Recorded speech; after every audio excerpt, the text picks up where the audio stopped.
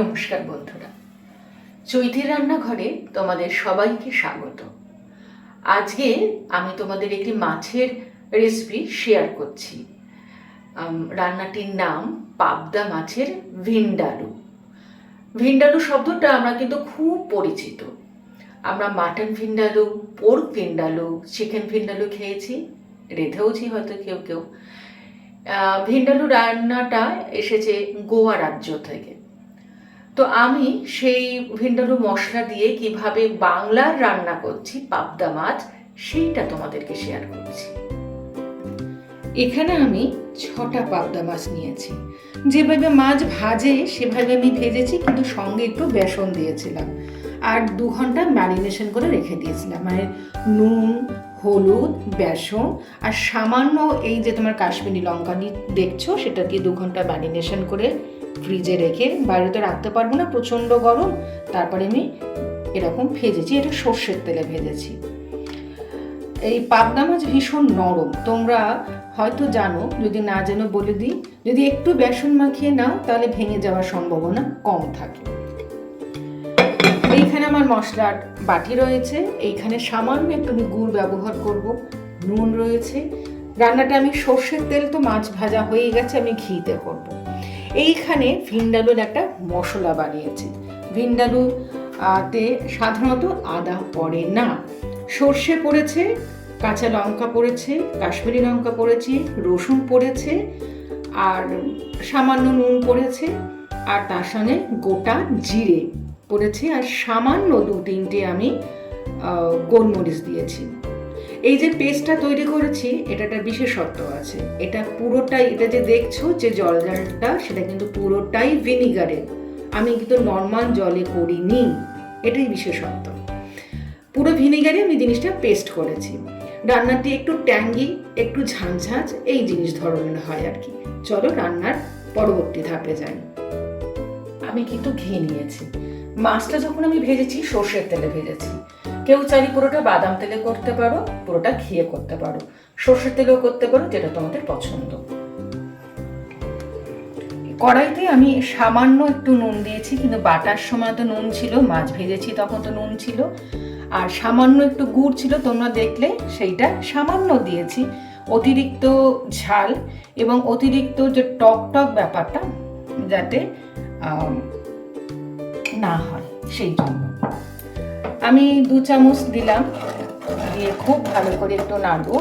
তার মধ্যে এই মশলাগুলো একটু দিয়ে দেবো, একটুখানি ধনে গুঁড়ো আর একটুখানি হলুদ গুঁড়ো, কারণ মশলাটা নিজেই খুব স্পাইসি, তাই আলাদা করে কিন্তু আর কিচ্ছু আমি দেব না, মানে পড়বে না।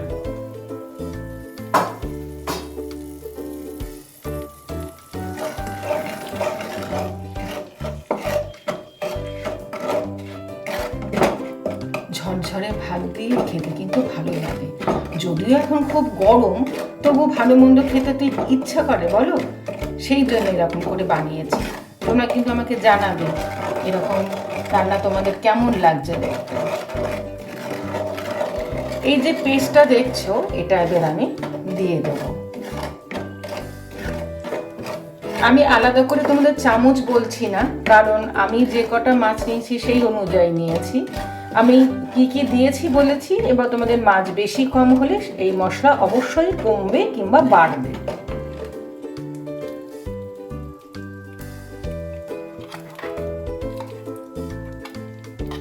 এটা যখন পেস্ট করেছিলাম, নুন দিয়েছিলাম, হলুদ দিয়েছিলাম, রসুন তো আছেই, কাশ্মীরি লঙ্কা গুঁড়োও দিয়েছি, এমনি লঙ্কা দিয়েছি, গোলমরিচ দিয়েছি, গোটা জিরে, সর্ষে, এগুলো কিন্তু পড়েছে। আর অবশ্যই ভিনিগারে করবে, এটা কিন্তু একটা বিশেষত্ব, না হলে কিন্তু টেস্ট আসবে না। আর ভিনিগারে করা হয়েছে বলে রান্নার যে টেক্সচার, যে রঙটাও কিন্তু অন্যরকম এসছে। খুব ভালো করে আমি মশলাটা কষাবো।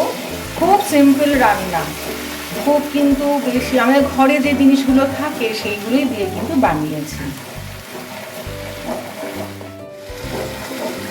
ভিনিগার দেওয়াতে দেখো বন্ধুরা, কালারটা কিন্তু খুব সুন্দর এসেছে। এবারে খুব ভালো করে আমি নাড়াবো। তোমরা জানো কাঁচা মশলার একটা গন্ধ থাকে, সেই গন্ধটা যাতে না থাকে সেই জন্য আমি খুব ভালো করে এটাকে কষছি। কারণ মাছ তো খুব নরম, তাই দিলে তো নাড়তে পারবো না, মানে এরকম নাড়লে তো ভেঙে যাবে, তাই এটাকে খুব ভালো করে কষে নিচ্ছি। বাটিতে যে মশলা লেগে রইলো সেটাকে আমি জল দিয়ে ধুয়ে এটার মধ্যে দিয়ে দেবো। আমার এখানে মশলা ভাজা ভাজা হয়ে গেছে, মানে কষানো হয়ে গেছে। এবারে এই যেটা আমি মিক্সিতে পেস্ট করেছিলাম মশলা ধোয়ার জলটা দিয়ে দিচ্ছি।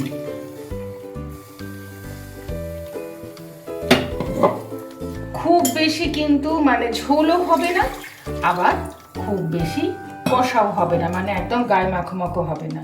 আর তোমাদের তো আমি বলি, তোমাদের নিশ্চয়ই মুখস্থও হয়ে গেছে যে রান্না, এই মশলা দিয়ে করা রান্না, যে কোনো রান্না যদি রেখে দাও ফ্রিজে একটা দিন বসে যায়, খেতেও কিন্তু দারুণ লাগে। এইসব ভিন্ডালু জিনিসগুলো না যখনই তোমরা মাংসে বা মাছে বানাবে চেষ্টা করবে আগের দিন বানিয়ে তারপরের দিন খেতে, মশলাটা বসে আরও টেস্ট হয়। এবারে আমি ভেজে রাখা মাছগুলো আলতো করে দিয়ে দেবো। তোমাদের সঙ্গে রান্না শেয়ার করছি কিন্তু গন্ধটা শেয়ার করতে পারছি না। অবশ্যই তোমরা বাড়িতে বানিয়ে বলবে তোমাদের কেমন লেগেছে। আমার এখানে কিন্তু খুব সুন্দর গন্ধ বেরিয়েছে।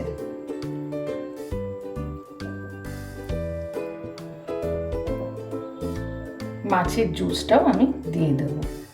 আর আমি কিচ্ছু নাড়ানাড়ি করবো না, আমি আগেও বলেছি এই মাছগুলো খুব হালকা হয়, সফট হয়, তাই ভেঙে যাবার প্রবণতা বেশি। কি সুন্দর কালারটা এসেছে দেখেছো? এটাই, এই কালার যতক্ষণ না তুমি ভিনিগারে বাটবে এই কালার কিন্তু আসবে না। কেউ যদি মনে করো ভিনিগার ছাড়া জলে বাটবে, তা কিন্তু হবে না। লেবু রসে ট্রাই করতে পারো, আমি কিন্তু সরাসরি ভিনিগারই দিয়েছি।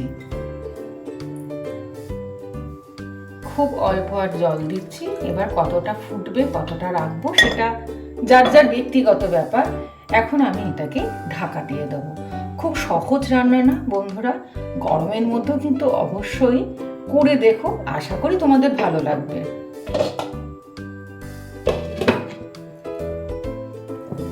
আমার রান্না কিন্তু প্রায় শেষের পথে।